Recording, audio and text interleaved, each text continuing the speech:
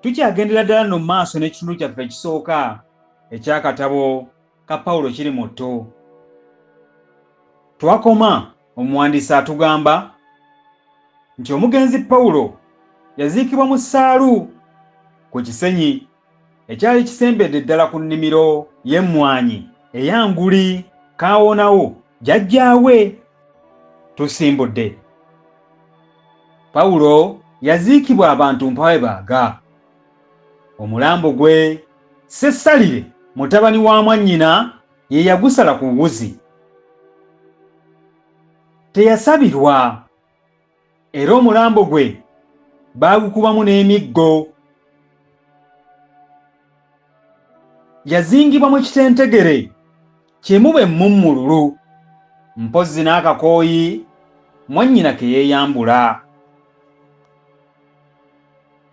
Abantu baaziika Azirise, era okuggyako mwannyina w'omufu ne Nnambalirwa, tewaali muntu mulala yakulukusiza Pawulo ku zziga.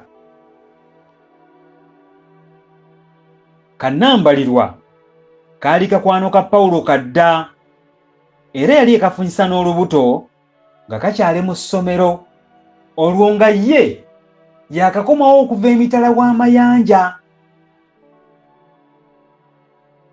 Kaazaala omwana mulenzi, kyokka bambi omwana yafa nga wa myezi 3.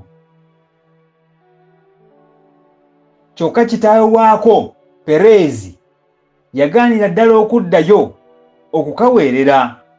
Omanyi yali musajja wa mbazuulu.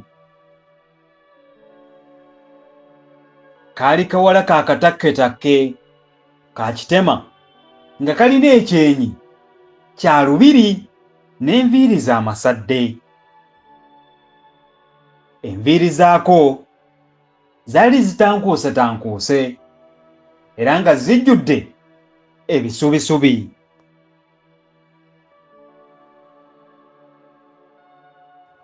Kaali kambadde bulawuzi ya bbululu omusiiwuufu era nga njulifu mu nkwawa, nga wansi kakubiddeko ekiwalume. Kaali katudde wansi nga kakutamye mu nkolokolo y'akasagazi, kokka akaali mu ssaalu eryo nga kawumuzza ekyenyi kyako eky'empumi mu kibatu eky'omukono gwako ogwa kkono. Buli kaseera kaalinga kafukumuka amaziga ekimugunyu, eno nga bwe kanyiza mu kikubiro ky'omuwalume. Mwannyina w'omufu yali akatudde ku lusegere nga bw'akagumya, era omufu nga ggwereddeko ettaka, mulamu waako ono yakawembejja n'akatuusiza ddala ku ntaana okuyiwa ku ssaalongo waako ettaka. Bwe kaatuuka ku ntaana ne kafukamira era ne katema omulanga mu ddoboozi ery'omwanguka nti, "Waa! Pawulo weeranse ekibase wange, wasunguwalidde ki okwetuga? Wandimbuuliddeko munnange." Bwe kaayiwa ettaka ku ntaana ne katalantuka ne kagwa nalyo kumalaalo kwenyini.